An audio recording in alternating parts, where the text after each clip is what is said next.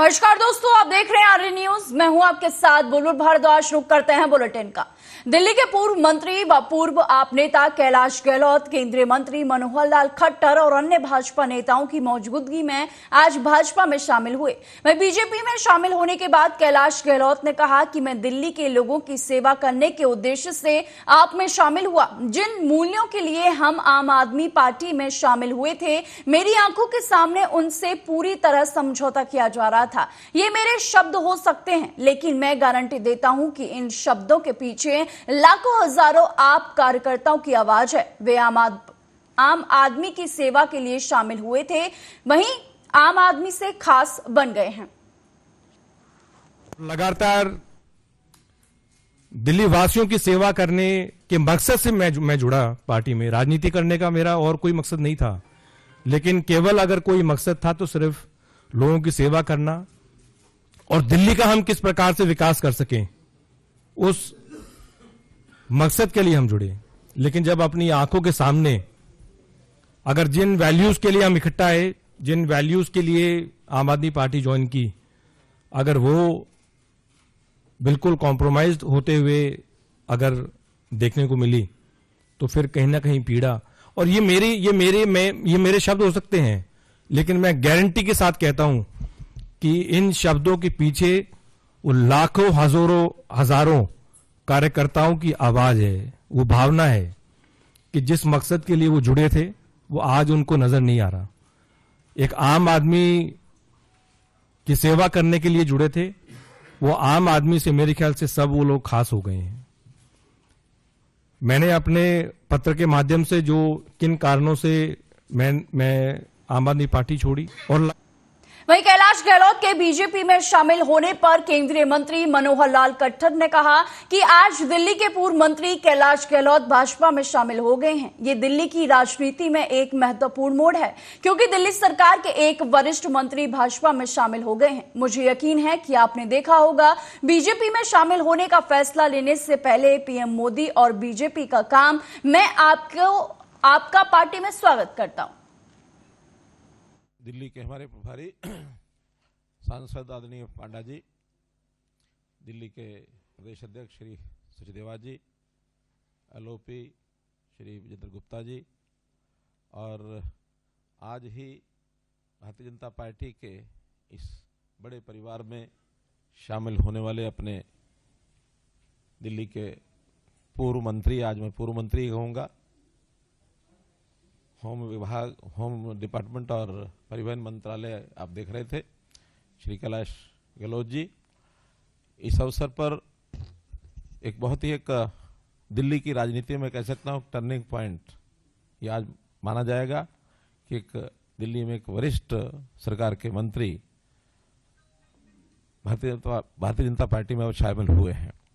मैं ये कह सकता हूँ कि जब भी कोई व्यक्ति पहली बार राजनीतिक क्षेत्र में किसी पार्टी में ज्वाइन करता है, तो सब पार्टियों का अपना एक बाह्य आवरण होता है, उसी को देख करके ही शायद ज्वाइन करता होगा। आप एक हाईकोर्ट में एक बहुत ही सुलझे हुए वकील के नाते से आपका पिछला इतिहास रहा है, तो आम आदमी पार्टी को देख करके ज्वाइन किया होगा। लेकिन जब कोई राजनीतिक क्षेत्र में सक्रिय व्यक्ति हो जाता है, तब वो आंतरिक व्यवस्थाओं की तुलना करता है। निश्चित रूप से आपने भारतीय जनता पार्टी की आंतरिक व्यवस्था, आम आदमी पार्टी की आंतरिक व्यवस्था, उसकी तुलना की होगी। और इससे पहले भी बहुत से लोग आम आदमी पार्टी छोड़ करके और भारतीय जनता पार्टी की ओर बढ़े हैं। आपने जो ये निर्णय लिया है, निश्चित रूप से देश के प्रधानमंत्री नरेंद्र मोदी जी की नीतियां, उनके काम करने का तरीका, भारतीय जनता पार्टी की विचारधारा, उसको देख करके ये निर्णय लिया होगा। आज आपने भारतीय जनता पार्टी ज्वाइन की है, मैं आपका भारत सरकार की ओर से तहे दिल से आपका स्वागत। वहीं महाराष्ट्र विधानसभा चुनाव पर बीजेपी के राष्ट्रीय अध्यक्ष जेपी नड्डा का कहना है कि मैं महाराष्ट्र में जहां भी जाता हूं, चाहे पश्चिम महाराष्ट्र हो, उत्तरी महाराष्ट्र हो या कोंकण, मुझे एक ही आवाज सुनाई दे रही है कि इस बार महायुति आने वाली है। मैं ये भी कह सकता हूं कि अगर महायुति है तो गतिशील सरकार के माध्यम से महाराष्ट्र को आगे ले जाने का माध्यम है। महायुति है तो उन्नति है। मैं आग्रह करने के लिए यहां आया हूं कि मुद्दा सरकारों के आने और जाने का नहीं है, मुद्दा मोर्चा महाराष्ट्र के भविष्य का है। युति, महायुति हर जगह। और मैं ये भी कह सकता हूं कि महायुति है तो महाराष्ट्र को गतिशील सरकार के माध्यम से आगे बढ़ाने का माध्यम है। अगर महायुति है तो प्रगति है, अगर महायुति है तो उन्नति है, अगर महायुति है तो महाराष्ट्र की खुशहाली और विकास है। इस बात को हमको समझना चाहिए। और इसीलिए मैं आपसे निवेदन करने आया हूं कि विषय सरकारों के आने जाने का नहीं है, विषय सिर्फ मंदाताई जी को विधायक बनाने का नहीं है, विषय है महाराष्ट्र के भविष्य को आगे बढ़ाने का है। इस बात को हमको ध्यान में रखना है। और जब मैं ये कहता हूं तो मैं आपके सामने बड़े विश्वास के साथ, गौरव के साथ ये कह सकता हूं कि महायुति और एनडीए ने मोदी जी के नेतृत्व में एक नई संस्कृति, एक नई राजनीति की परिभाषा, एक नए काम करने का तरीका, इसको प्रधानमंत्री मोदी जी के नेतृत्व में हम सब लोगों ने देखा है। आज आप शिंदे जी को सुन रहे थे। एक प्रदेश के मुख्यमंत्री के रूप में उन्होंने उद्धव और अगाड़ी को चैलेंज करके कहा, 2 साल तुम अपने बताओ, 2 साल हम अपने बताएंगे। ये हमने नई संस्कृति देखी। ये बताता है कि अब एनडीए महायुति एक नए कल्चर के साथ, एक नए परिभाषा के साथ मोदी जी के नेतृत्व में आज देश की, समाज की, महाराष्ट्र की सेवा कर रहा है। उत्तर प्रदेश के मुख्यमंत्री योगी आदित्यनाथ ने झारखंड में होने वाले उपचुनाव को लेकर कहा कि कांग्रेस, राजद और जेएमएम ने अटल जी के दृष्टिकोण को आगे बढ़ाने का काम किया है। प्राकृतिक रूप से समृद्ध झारखंड विकास में पिछड़ गया है। राज्य इसलिए पिछड़ गया क्योंकि उसे केंद्र सरकार की योजनाओं से वंचित रखा गया और विकास कांग्रेस और जेएमएम नेताओं के आवाज पर पैसा मिल रहा है। क्या ये पैसा कांग्रेस, राजद या जेएमएम का है? नहीं, ये पैसा पीएम ने राज्य के विकास के लिए भेजा था, जिसे लूट लिया गया है। और बहनों और भाइयों, मुझे ये कहते हुए कि जो सपना अटल जी ने देखा था, उस सपने को झारखंड मुक्ति मोर्चा, कांग्रेस और आरजेडी ने उस सपने को पानी फेरने का काम किया है। प्राकृतिक रूप से धनी झारखंड भौतिक विकास में पिछड़ गया। प्राकृतिक रूप से संसाधनों का भरपूर, लेकिन यहां का व्यक्ति गरीब का गरीब रह गया। कारण है उसे शासन की योजना से वंचित किया गया, विकास से वंचित किया गया। यहां पर नागरिक, यहां का जनता जनार्दन गरीब है, लेकिन झारखंड मुक्ति मोर्चा के मंत्री आलमगीर के घर में नोटों का पहाड़ मिल रहा है।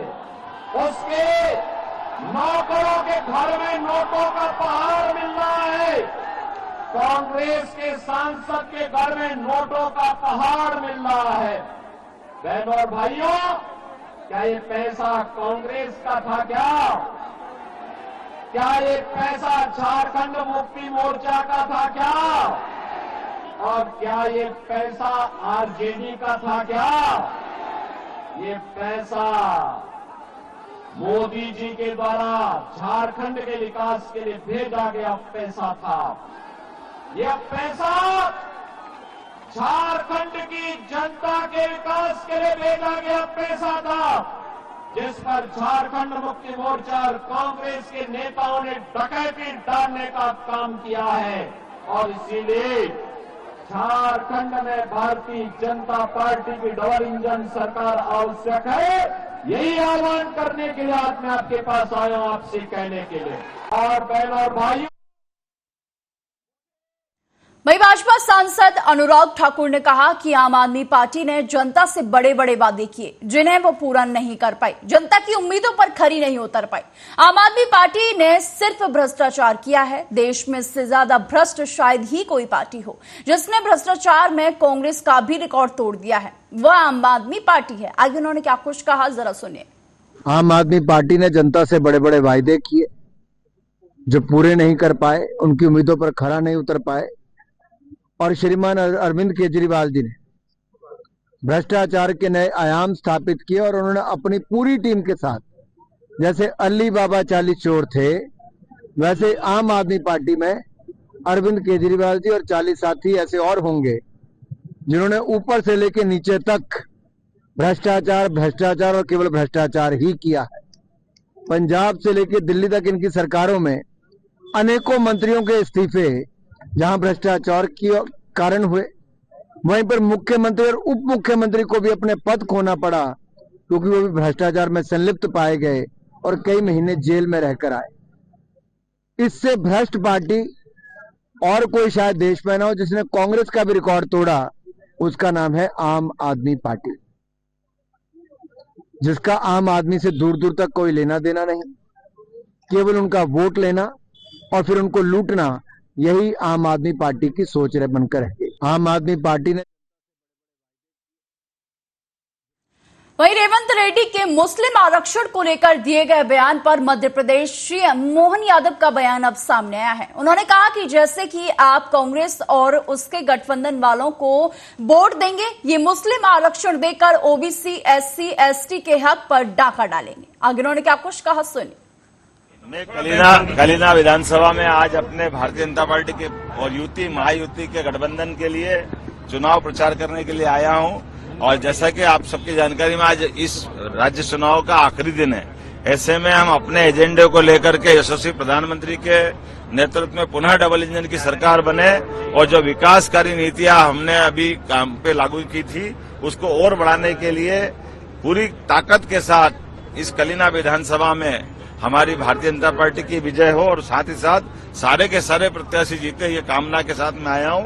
मुझे इस बात का संतोष है, बदलते माहौल के इस दौर में चारों तरफ से जब पूरे देश में भाजपा का आधार बढ़ रहा है और दुनिया के सबसे बड़े लोकतंत्र में सबसे बड़ी पार्टी अपने विजय यात्रा चालू रख रही है, तो निश्चित रूप से पुनः महाराष्ट्र में एक बार महायुति की सरकार बनेगी, इसी अपेक्षा के साथ मेरी आप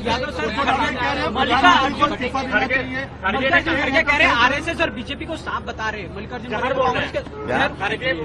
खड़गे कह रहे हैं कि एक बोलो, कुछ समझ नहीं पा रहे, कैसे जवाब दूं। कह रहे हैं कि प्रधानमंत्री को अपने पद से इस्तीफा देना चाहिए। एक है सेफ किनारे को लेकर इस्तीफा तो उनको देना थे उद्धव जी। बाला साहब की आत्मा रो रही ऊपर, उनका बेटा और बाला साहब ने हिंदुत्व के लिए क्या क्या नहीं किया था। 2019 में कांग्रेस के साथ मिलकर के उनने बाला साहब की आत्मा के साथ जो व्यवहार किया है, पूरे शिवसेना के साथ जो व्यवहार किया, मैं तो धन्यवाद देना चाहूंगा एकनाथ जी को, शिंदे को, जिनके कारण से उनने बाला साहब की भावना का सम्मान करते हुए हिंदुत्व की सनातन की मार्ग पकड़े और विकास के नया आयाम कीर्तिमान बनाए। यादव सर, वही मल्लिकार्जुन खड़गे कह रहे हैं आरएसएस और बीजेपी को सांप और जहर का नाम दिया जा रहा है। मल्लिकार्जुन अपने घर में अपनी बात मनवा ले, वही ठीक है। आरएसएस और बाकी लोग उनके लिए केवल भाषणबाजी की बात है। आरएसएस की बात माने तो उनके घर में उनकी माता की और बहन की क्या हुई घटना, तो उसी बात का पश्चाताप कर ले। अगर वो सही अर्थ में मानेंगे तो तुरंत इस्तीफा देकर के भाजपा ज्वाइन करेंगे। तेलंगाना के सीएम रेवंत रेड्डी कह रहे हैं कि अगर महाराष्ट्र में उनकी सरकार आती है महाविकास आघाड़ी की, तो मुस्लिम को 5-4% आरक्षण देंगे। यही हम भी बार बार बोल रहे हैं कि यही बात है और यही सही बात है। जैसे आप कांग्रेस और उनके गठबंधन वालों को वोट दोगे, ये मुस्लिम आरक्षण देकर के ओबीसी, एससी, एसटी के हक पे डाका डालेंगे, ये हमारा आरक्षण खाएंगे। और ये आप अच्छी बात कह रहे हो, जो पुष्टि वो कर रहे हैं, इससे बढ़कर क्या बात है। जनता फैसला करेगी।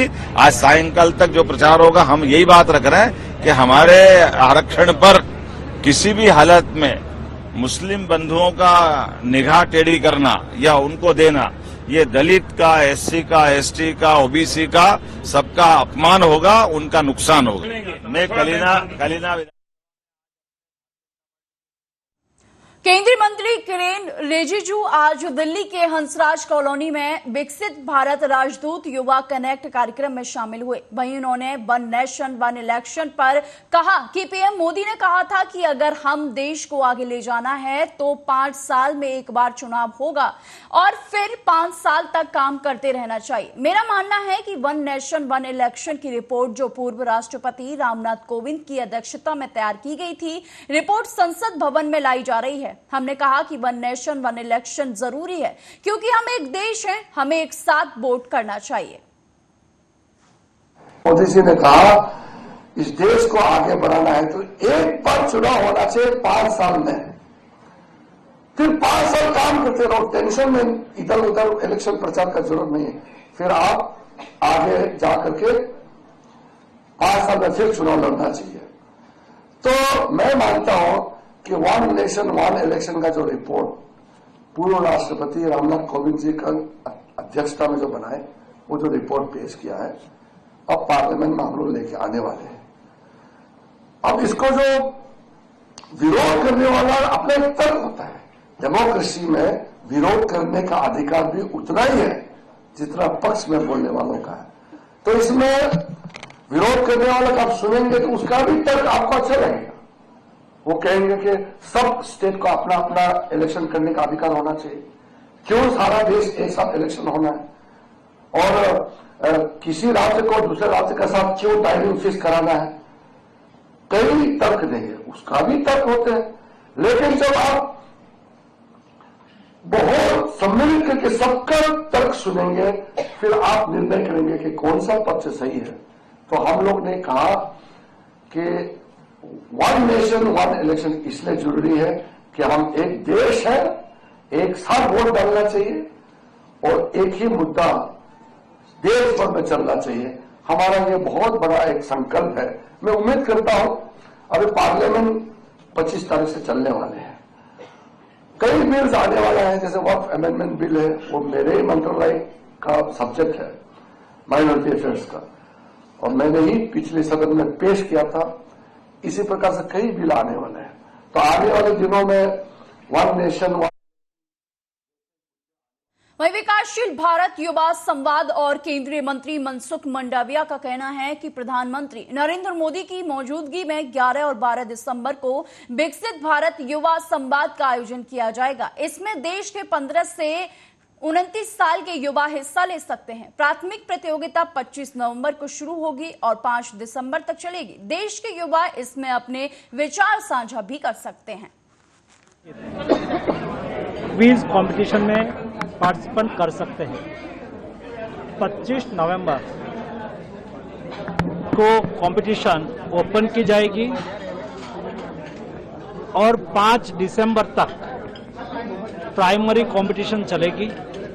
मैं आपके द्वारा सभी देश के यूथ को आग्रह करना चाहता हूं कि आप माय भारत प्लेटफॉर्म के द्वारा आयोजित क्विज कंपटीशन में पार्टिसिपेंट करके विकसित भारत युवा डायलॉग के हिस्सा बनने के लिए 11-12 तारीख को अवश्य कंपटीशन में पार्टिसिपेंट करें और विकसित भारत के लिए अपने विचार को साझा करें। सर, कितनी थीम रखी गई है? विकसित भारत के लिए कुल 10 थीम पर देश के यूथ अपने विचार को साझा करने के लिए ऐसे के रूप में वो पार्टिसिपेंट कर सकते हैं। स्टेट लेवल पर सभी विनर ग्रुप का प्रेजेंटेशन होगा और ये प्रेजेंटेशन में जो सक्सेस रहेंगे उसको 11 और 12 तारीख को विकसित भारत यूथ डायलॉग में उपस्थित रहने का अवसर मिलेगा। झांसी के मेडिकल कॉलेज में अग्निकांड का किस्सा झकझोर दे रहा है। यहां के एनआईसीयू वार्ड में लगी आग से 10 शिशुओं की मौत हो गई थी।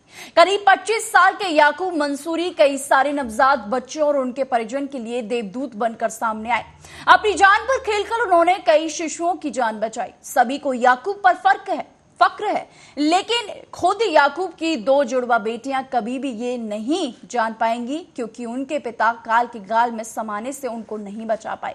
यह घटना उत्तर प्रदेश के झांसी मेडिकल कॉलेज में आग लगी की है, जहां तमाम लोगों को कभी ना भर जाने वाला गहरा जख्म दे गई है। वहीं आपको बता दें कि पीड़ित याकूब ने कहा है कि मेरी बेटियों को मेडिकल कॉलेज में भर्ती कराया गया था। आग इतनी भीषण थी कि जिस वार्ड में मेरी बेटियां भर्ती थी, हम वहां तक पहुंच ही नहीं सके। हमने उन्हें खो दिया। हमने अन्य वार्डों से शिशुओं को बचाना शुरू कर दिया। वहां मौजूद लोग प्रशासन ने अपने वरिष्ठ अधिकारियों को बुलाना शुरू कर दिया। मेरी 2 बेटियां थी, मैंने दोनों को खो दिया। सर, जो मेरी बच्चियां थी वो वहाँ पे झांसी मेडिकल कॉलेज में भर्ती थी, तो उनकी थोड़ी स्थिति ठीक नहीं थी, इस वजह से वहाँ पे भर्ती किया गया था। तो जहाँ शिफ्ट थी बच्चे, तो वहाँ पे आग लग गई। आग लगने के बाद वहाँ पर जहाँ पे मेरे बच्चे थे, वहाँ पे बहुत जोर से आग लगी, जिससे हम वहाँ पे नहीं जा पाए। और दूसरे वार्ड पे जो बच्चे शिफ्ट थे, तो हम लोगों ने खिड़कियाँ तोड़ के वहाँ के बच्चों को निकाला, और हम जहाँ पे हमारी बच्चे थी, लेकिन हम बाहर नहीं जा पाए और अपने बच्चियों को खो दिया। अस्पताल प्रशासन क्या कर रहा था बचाने में, कितनी मदद? वो कोई नहीं लगा था बचाने में। हम ही लोग थे, जो गार्जियन वगैरह थे वहाँ पे, वो लोग सब थे। कितने गार्जियन आप लोग रहे होंगे? काफी, जब 54 बच्चे बताएगा तो 54 ही होंगे। सभी लोग अपने हाँ, सभी लोग अपने अपने बच्चों को बचाने की कोशिश में लगे, बट कोई जा नहीं पा रहा था वहाँ पे। सुरक्षा के क्या इंतजाम? सुरक्षा के वहाँ पे क्या इंतजाम हो सकते हैं? इतनी बड़ी समस्या हो गई। ऑक्सीजन सिलेंडर थे, चालू भी किए, लेकिन वो थोड़ा थोड़ा काम कर रहे थे, बाकी बंद हो जा रहे थे।